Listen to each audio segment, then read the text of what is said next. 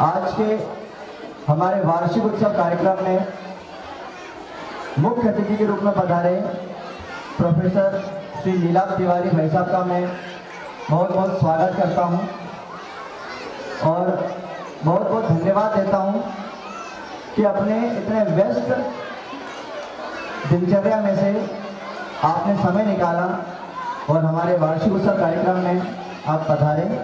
इस हेतु आपका बहुत बहुत धन्यवाद। होली फेट स्कूल का संचालन करने वाली समिति स्वर्गीय श्री गिरधारी लाल जी वात्रे शिक्षा समिति के पदाधिकारीगण, होली फेट स्कूल के आदरणीय प्रधान अध्यापक जी, उप प्रधान अध्यापिका जी, शिक्षक शिक्षिका, प्यारे बच्चे और सभी बच्चों के सम्माननीय अभिभावक और पालकगण एवं उपस्थित सभी सम्माननीय अतिथिगण, आप सभी को मेरा प्रणाम। एनुअल फंक्शन वार्षिक उत्सव 2025 में आप सभी का बहुत बहुत स्वागत है, अभिनंदन है। प्रतिवर्ष आपके होली फेट स्कूल के वार्षिक उत्सव का आयोजन होता है। मैंने कहा आपके होली फेट स्कूल, जी हाँ, ये स्कूल वास्तव में आपका है, हमारा काम मात्र संचालन करना है।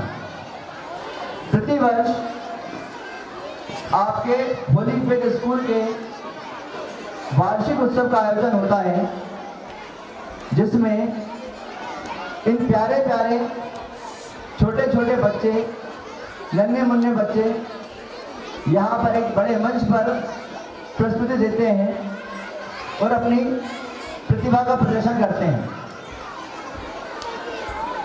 इन नन्ही प्रतिभाओं का मनमोहक प्रदर्शन देख मन प्रफुल्लित हो उठता है, किंतु इनके उत्कृष्ट प्रदर्शन को देखकर मन में आश्चर्य भी होता है कि इतनी कम आयु में कैसे इतनी लुभावनी प्रस्तुति दे पा रहे हैं ये बच्चे।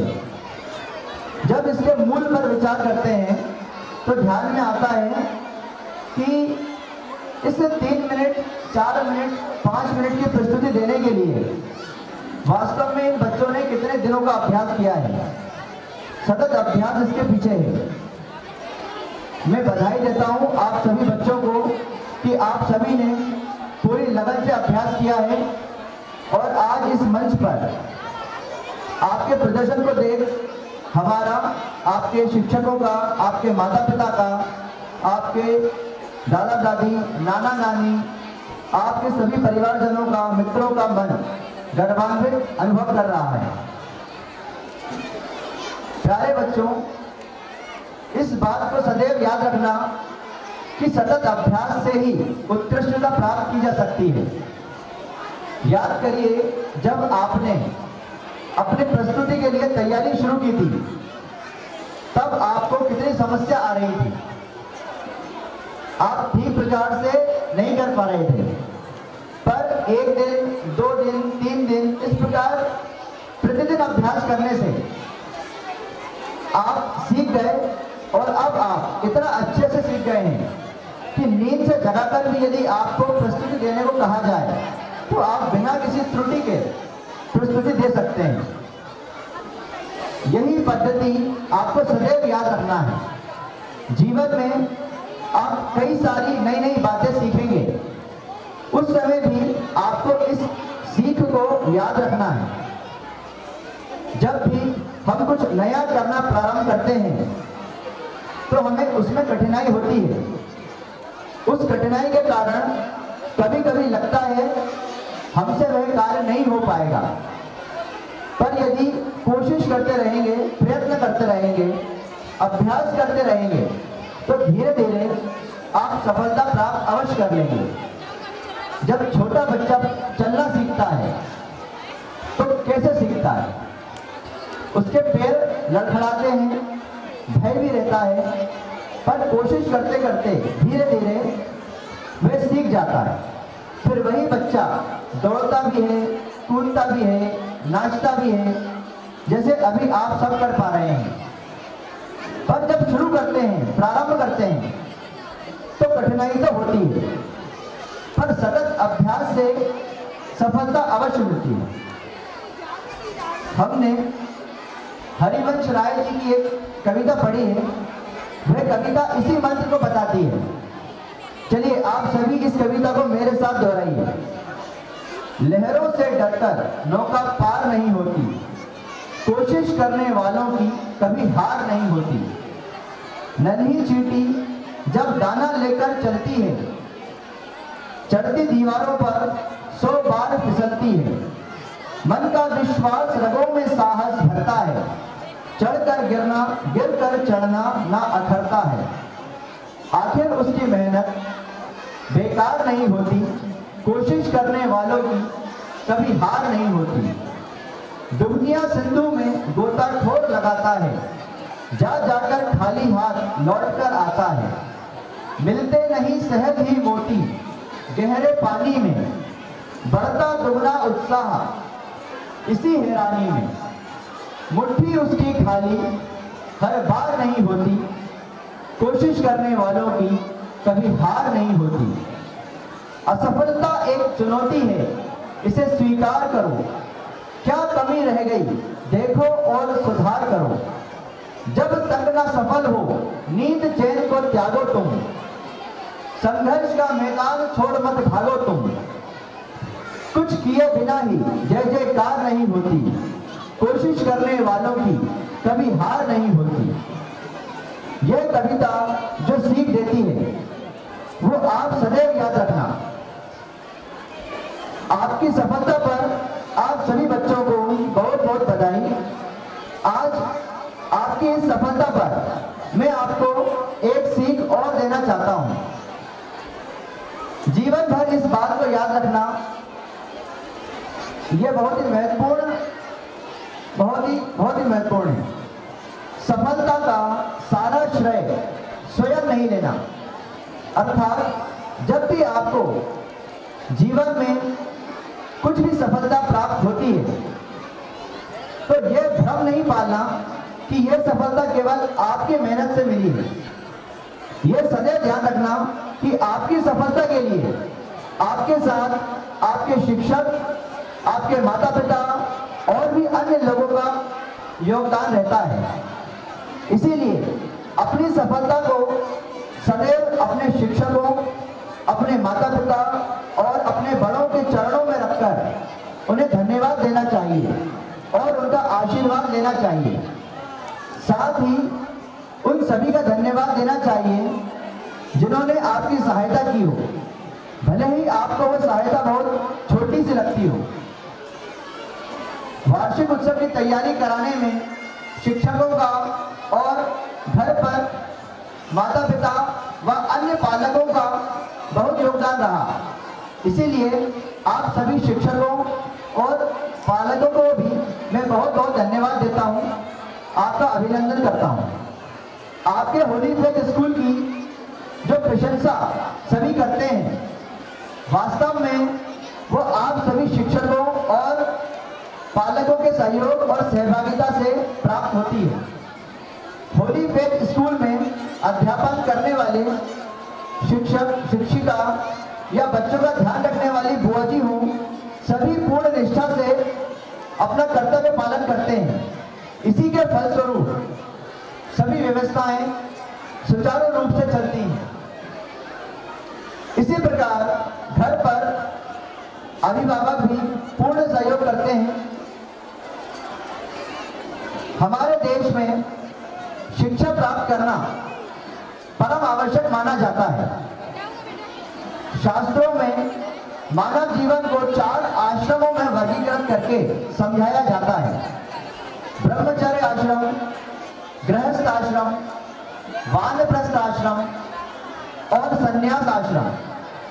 आश्रम से आशय है जीवन भार। इन चारों आश्रमों में सर्वप्रथम है ब्रह्मचर्य।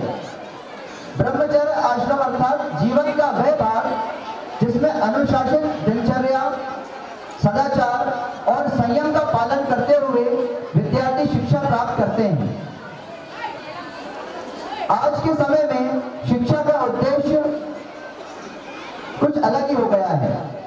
आज के समय में शिक्षा का उद्देश्य मात्र नौकरी प्राप्त करना बन गया है। कई माता पिता और शिक्षकों को भी ऐसा कहते सुना है। तो बच्चे से कहते हैं, बेटा अच्छे से मन लगाकर पढ़ो, अच्छे नंबर से पास होगे तो अच्छी नौकरी लगेगी। इस धारणा को परिवर्तित करने की आवश्यकता है। दूसरी बात, अच्छी पढ़ाई की भी धारणा गलत बन गई है। आज के समय में अच्छी पढ़ाई का मतलब अंग्रेजी का ज्ञान, इंग्लिश का ज्ञान हो गया है। इंग्लिश भाषा सीखने में कोई आपत्ति नहीं है, किंतु इंग्लिश को भी मापदंड मानकर बैठना उचित नहीं है। इंग्लिश, हिंदी, संस्कृत सभी भाषाओं का ज्ञान होना चाहिए। बात मात्र इतनी नहीं है कि भाषा आना चाहिए। शिक्षा के मापदंड बहुत विस्तृत हैं। टूटी फूटी या धारा प्रवाह अंग्रेजी पढ़ना, लिखना, बोलना, इसका यह अर्थ नहीं है कि पढ़ाई या शिक्षा अच्छी हो रही है। इसीलिए श्रेष्ठता का मापदंड मात्र अंग्रेजी भाषा का ज्ञान नहीं है। अच्छी पढ़ाई को लेकर एक और बहुत प्रचलित आम धारणा है कि परीक्षा में अच्छे अंक प्राप्त करने वाले विद्यार्थी को ऐसा माना जाता है कि उसकी पढ़ाई या शिक्षा बहुत अच्छी हो रही है। ऐसा भी नहीं है। परीक्षा में अच्छे अंक तो रटे रटाए ज्ञान से भी लाए जा सकते हैं। अधिकतर बच्चे ऐसा करते भी हैं, परंतु यह भी सही शिक्षा का मापदंड नहीं है। अभी भी प्रश्न यही बचता है कि सही शिक्षा क्या है। भारतीय शिक्षा में पंचकोशात्मक एवं समग्र विकास की संकल्पना की गई है। नई शिक्षा नीति 2020 में भी इस संकल्पना के अनुसार परिवर्तन किए गए हैं। पंचकोशात्मक अर्थात सर्वांगीण विकास एवं समग्र विकास, इन दोनों आयामों की क्या आवश्यकता है। पहला आयाम पंचकोशीय विकास, ऑल राउंड डेवलपमेंट। पंचकोशीय विकास का शाब्दिक अर्थ है 5 कोशों का विकास। तैत्तिरीय उपनिषद के अनुसार व्यक्ति का व्यक्तित्व 5 कोशों से निर्मित है। अन्नमय कोश, प्राणमय कोश, मनोमय कोश, विज्ञानमय कोश तथा आनंदमय कोश। व्यक्तित्व की पंचकोशीय अवधारणा में कोश का अर्थ है आवरण अथवा स्तर। उपनिषद बताते हैं कि हमारा यह भौतिक शरीर अन्नमय कोश है। इस अन्नमय कोश के भीतर है प्राणमय कोश, प्राणमय कोश के भीतर मनोमय कोश, फिर उसके भीतर विज्ञानमय कोश एवं सबसे भीतर होता है आनंदमय कोश। अन्नमय कोश अर्थात शरीर सबसे बाहरी आवरण है तथा यह स्थूल है, भौतिक है, इसलिए हमें दिखाई देता है। शेष चारों कोश इस अन्नमय कोश अर्थात शरीर के भीतर होते हैं और सूक्ष्म होते हैं, इसलिए हमें दिखाई नहीं देते। सरल तथा प्रचलित भाषा में कहें तो अन्नमय कोश का अर्थ है शरीर, प्राणमय कोश का अर्थ है प्राण शक्ति, मनोमय कोश का अर्थ है मन, विज्ञानमय कोश का अर्थ है बुद्धि और आनंदमय कोश का अर्थ है चित्त। अर्थात शरीर, प्राण, मन, बुद्धि और चित्त का विकास करना ही सर्वांगीण विकास है। इस प्रकार व्यक्तित्व का सर्वांगीण विकास पंचकोशीय विकास है। दूसरा आयाम समग्र विकास, होलिस्टिक डेवलपमेंट। समग्र विकास के 4 चरण हैं, व्यष्टि, समष्टि, सृष्टि और परमेष्टि। यहाँ भी प्रचलित भाषा में कहें तो व्यष्टि अर्थात व्यक्ति, समष्टि अर्थात संपूर्ण मानव समुदाय, सृष्टि अर्थात संपूर्ण जगत और परमेष्टि अर्थात परमात्मा। व्यक्ति जब इन तीनों के साथ सामंजस्यपूर्ण व्यवहार करते हुए जीवन जीता है तब उसका जीवन सुखमय और सार्थक होता है तथा वह दूसरों का जीवन भी सुखमय बनाता है, संपूर्ण जगत का चिंतन करता है। इसीलिए भारतीय शिक्षा में पंचकोशात्मक और समग्र विकास की संकल्पना की गई है। होली फेथ स्कूल में हम विद्यार्थियों के पंचकोशात्मक और समग्र विकास हेतु कार्यरत हैं। अन्नमय कोश का विकास अर्थात शरीर, देह का विकास करने के उद्देश्य से विद्यार्थियों को सूर्य नमस्कार, योग, व्यायाम, खेल आदि कराए जाते हैं। साथ ही संतुलित आहार, हरी सब्जियां, मौसमी फल, दूध, अनाज, दालें आदि भोजन में लेने के लिए विद्यार्थियों को प्रोत्साहित किया जाता है। अगले सत्र से हम 2 लंच ब्रेक विद्यालय में प्रारंभ करेंगे। पहले ब्रेक में अंकुरित चने, फल आदि के लिए समय देंगे और दूसरे ब्रेक में रोटी सब्जी दाल चावल के लिए समय दिया जाएगा। अगला है प्राणमय कोश। हमारा शरीर एक यंत्र है और कोई भी यंत्र बिना ऊर्जा के नहीं चलता। शरीर को चलाने के लिए ऊर्जा है प्राण। शरीर के भिन्न भिन्न स्थानों में स्थित होने के अनुसार प्राण के भिन्न भिन्न नाम हैं। प्राण, अपान, उदान, समान और व्यान। प्राणायाम के द्वारा प्राण का व्यायाम किया जाता है जिससे प्राणमय कोश का विकास होता है। इस सत्र में चूंकि प्रतिदिन का जो स्कूल का समय है जिसमें बच्चे स्कूल में रहते हैं वे बहुत ही सीमित है, इस कारण से प्राणायाम नहीं हो पाता। परंतु अगले सत्र से हम स्कूल का समय बढ़ाकर प्राणायाम के लिए भी समय एक कालखंड अलग से रखेंगे। अगला कोश है मनोमय कोश। मनोमय कोश अर्थात हमारा मन 5 कर्मेंद्रियों और 5 ज्ञानेंद्रियों को वश में रखने वाला और उन्हें काम से प्रवृत्त करने वाला है। मन कर्मेंद्रिय भी है और ज्ञानेंद्रिय भी है और दोनों से परे भी है। कठोपनिषद में शरीर की उपमा रथ से दी गई है और मन को घोड़ों की लगाम बताया गया है। आत्मानं रथिनं विधिं शरीरं रथमेव तु बुद्धिं तु सारथिं विधि मनः प्रगरमेव च। अर्थात यह शरीर एक रथ है। उस रथ में रथ का स्वामी जीवात्मा बैठा हुआ है। इस रथ का सारथी बुद्धि है और मन लगाम है जो कर्मेंद्रियों एवं ज्ञानेंद्रियों रूपी 10 घोड़ों को नियंत्रण में रखता है। मन की भूमिका है कि वे 10 इंद्रियों रूपी घोड़ों की लगाम के रूप में उनका नियंत्रण लगाकर उसे सारथी रूपी बुद्धि के हाथों में सौंप दे। इस प्रकार मन इंद्रियों का स्वामी है, पर मन पर नियंत्रण करना इतना आसान नहीं है। मन चंचल है, अनेकाग्र है और गतिमान है, अशांत है। इस मन को एकाग्र करना है, शांत करना है, यही मनोमय कोश का विकास करना है। मन का विकास करने के लिए योगाभ्यास, संगीत, शुद्ध आहार, सत्संग, स्वाध्याय तथा सेवा कार्य को दैनिक जीवन में सम्मिलित करना होता है। अपने स्कूल में हमने इस हेतु नित्य 30 मिनट का समय मंत्र और प्रार्थना का रखा है। जब विद्यार्थी प्रातः स्कूल आते हैं तो उनके कानों में पवित्र मंत्रों की ध्वनि सुनाई देती है। इन पवित्र मंत्रों से उनके मन पर बहुत सकारात्मक प्रभाव पड़ता है।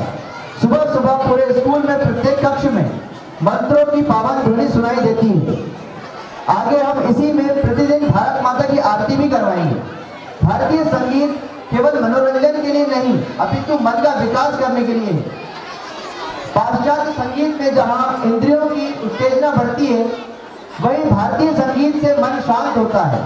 घर में और विद्यालय में संगीतमय वातावरण निर्मित करने से मन विकसित होता है। इसीलिए हमने वाद्य यंत्रों के बाद प्रत्येक रविवार प्रातः 9 से 10:30 यहाँ योग घोष वादन की कक्षाएं लगती हैं, जिसमें विद्यार्थी अभी वेणु अर्थात वंशी का वादन सीख रहे हैं। साथ ही स्कूल समय में भी हम एक कालखंड रखते हैं जिसमें मासिक गीत बच्चों को अभ्यास कराया जाता है। इस प्रकार मनोमय कोश के विकास को ध्यान में रखकर हम बच्चों को यह शिक्षा देते हैं।